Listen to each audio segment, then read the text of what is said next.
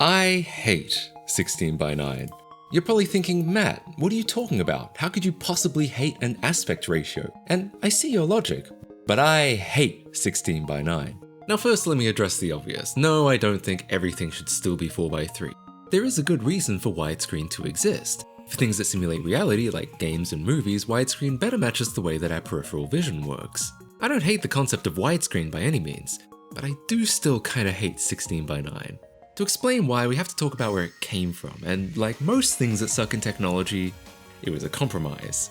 Specifically, a compromise between all of the competing film standards at the time.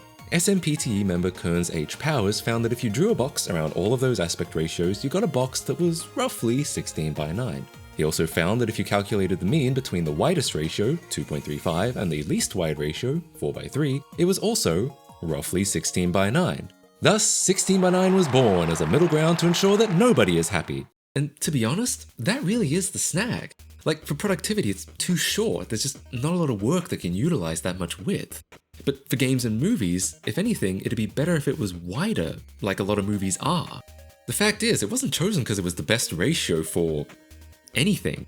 It was chosen because it was the least terrible ratio for viewing all of the other ratios. It's a jack of all trades, master of none. And while gamers have choices in the form of ultra-wide monitors, as someone who mostly uses their computer for work, I've struggled for years to find the ultimate productivity monitor. Whether I'm writing a document, editing video, writing code, using Photoshop, or recording audio, I'm always wishing I had more vertical space on a 16 by 9 monitor.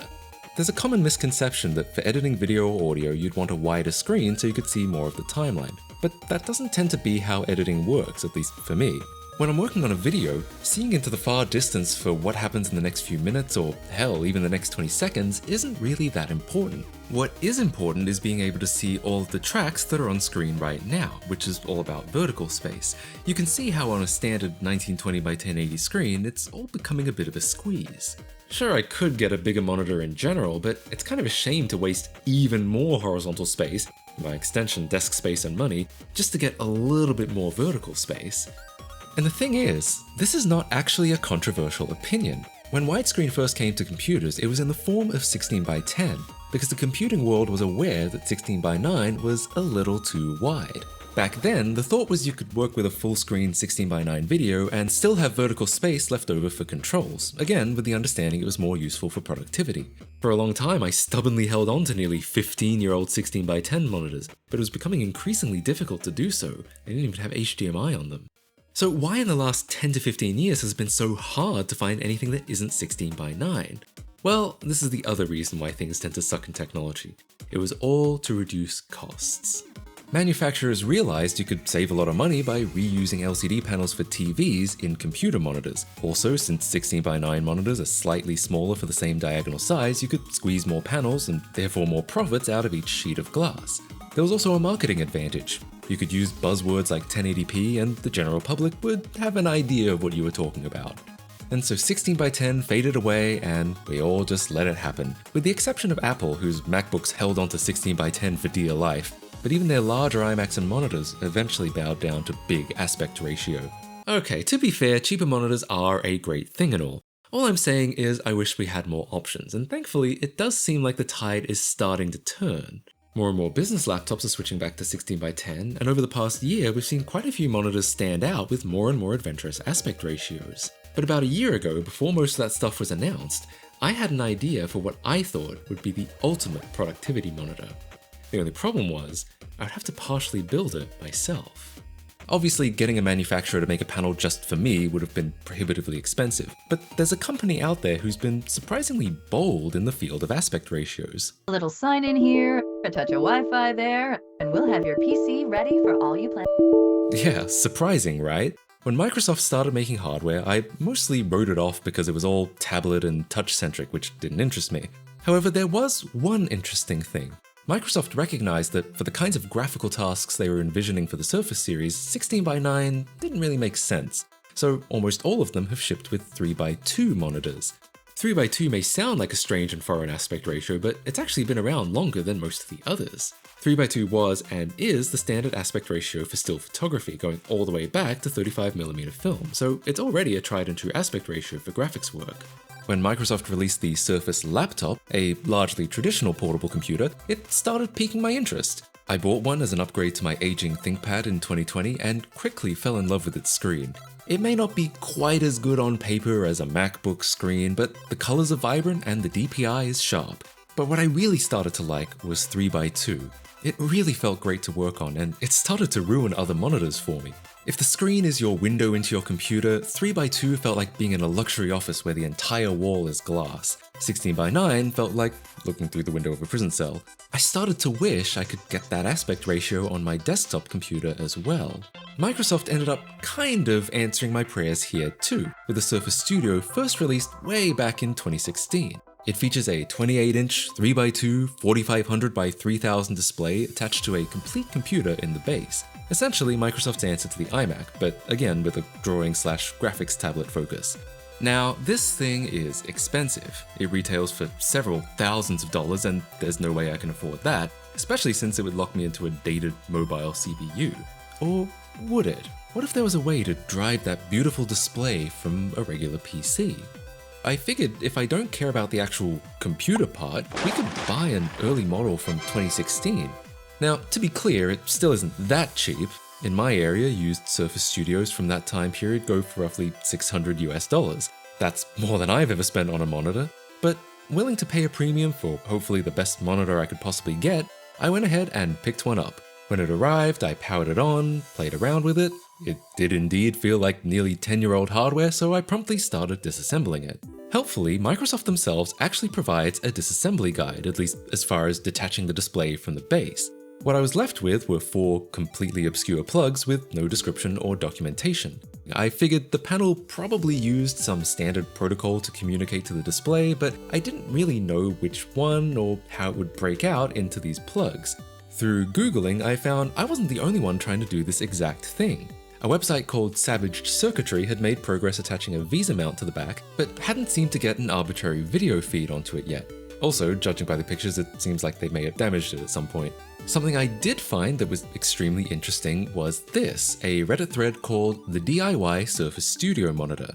This was the only evidence I could find that anyone had actually done this, ever. The thread is not super descriptive, but there was enough interest that the OP posted a follow-up thread with a little more information. From what I can gather, at some point a company in China was selling kits with the Surface Studio panel, probably rejects that didn't make it into actual Surface Studios, as well as a custom driver board and a custom-built case complete with a Visa mount. Supposedly, the whole kit cost only $365, almost half what I paid just for a used Surface Studio, but sadly, it doesn't look like the company makes these anymore. What was helpful was the OP later posted photos of the inside, identifying the driver board as a CY-R1811. This was the single biggest breakthrough in this project. I looked up more information about this driver board and discovered that a company was selling that board specifically for this panel. Great! The only not great thing is the price. Another $250 down, actually more like $300 after taxes and shipping. The so-called perfect monitor was becoming very expensive, but at this point, sunk cost fallacy had kicked in. I felt like I had to see it through.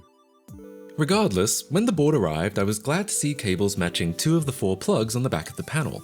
Through my experimentation, I had learned that those were the 2 that drove the display signal, so this definitely seemed like the right track.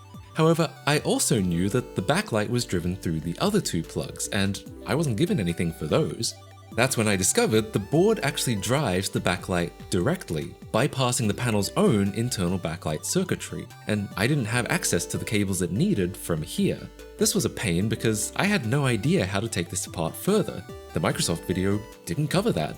I'd removed all of the screws I could find, but it was still all firmly in one piece. To get any further, I had to find this iFixit teardown where they revealed the damn thing is glued together. Lovely. This is fairly common practice in phones, but I was still kind of amazed that a computer monitor was glued together. Since I'm not a phone repairer, I don't have any specialized equipment for taking any gluey screens apart, but I do know the principle of apply heat to soften the glue and wedge something in between to separate them. I had a razor blade that I thought might work until I realized it was producing visible scratches on the inside, so I stopped doing that and bought one of these iFixit pizza cutters instead. It took some time, but I was eventually able to slice through all the glue, separate the panel, and plug the backlight cables into the board. Despite the expense and frustration, this ended up being a good move. The panel immediately came to life, and we had a picture. Wow, that was easier than I thought. Turns out the protocol used here is called V/1. I'd never heard of it before, but it's a common protocol used in very high resolution displays like this, having much higher bandwidth than the previous standard I had heard of, LVDS.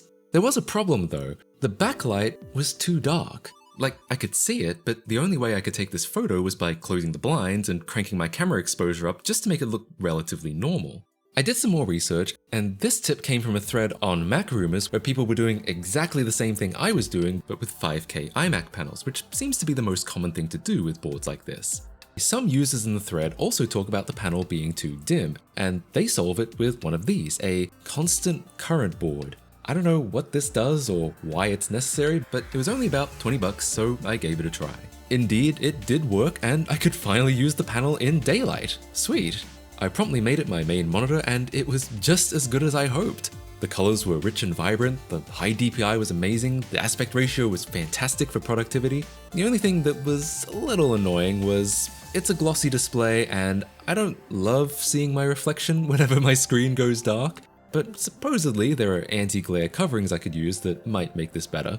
A more minor issue was a lot of the extra features of the panel didn't work. Things like the built-in webcam, microphone, and touchscreen. These weren't deal breakers to me, but it would be kinda cool to get that stuff working.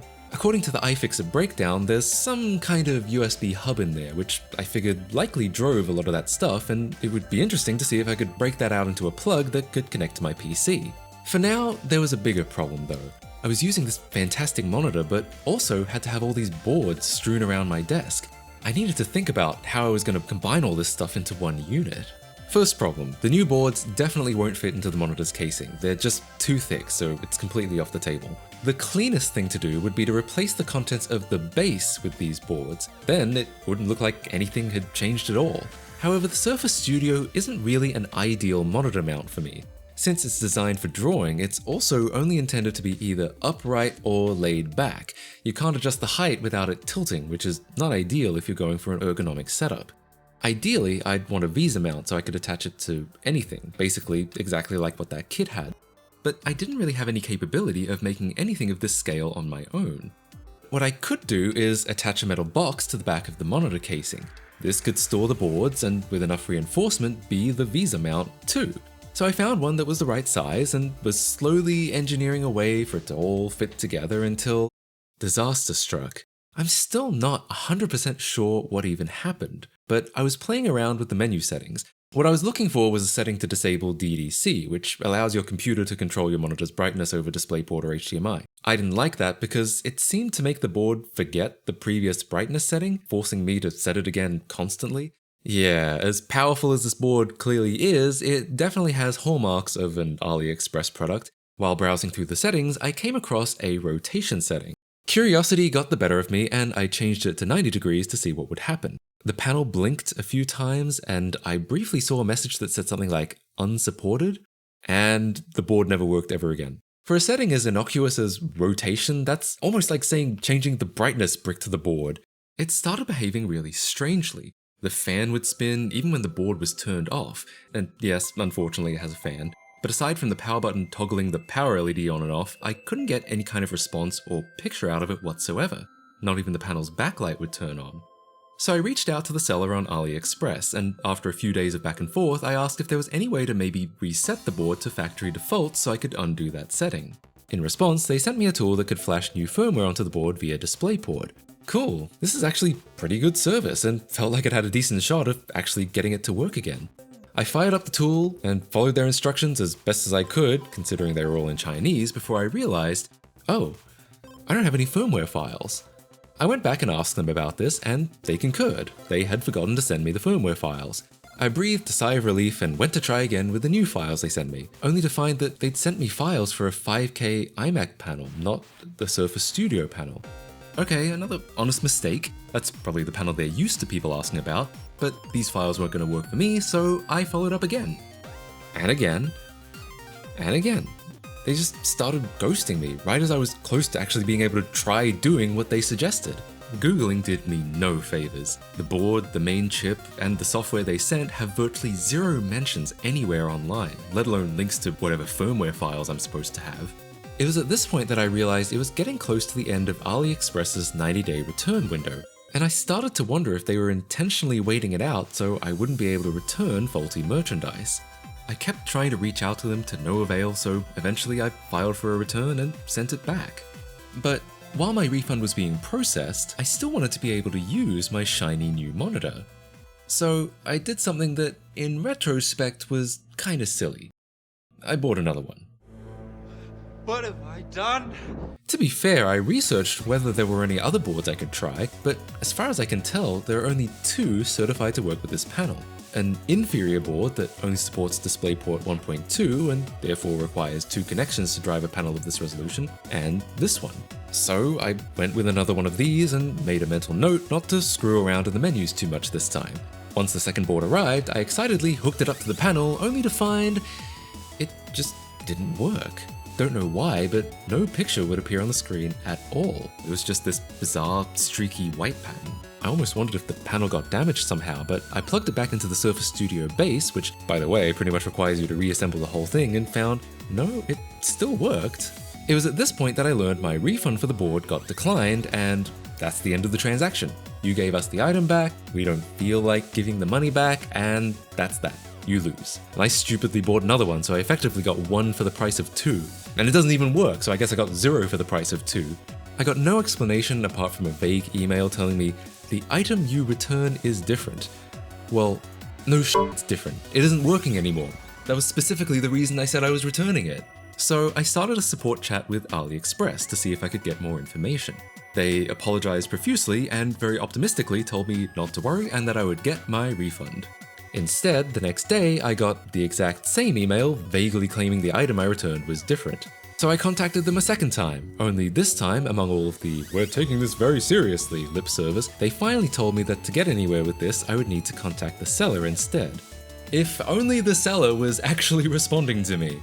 In this time, I had found the company's website and learned that they were much more responsive over email than through AliExpress.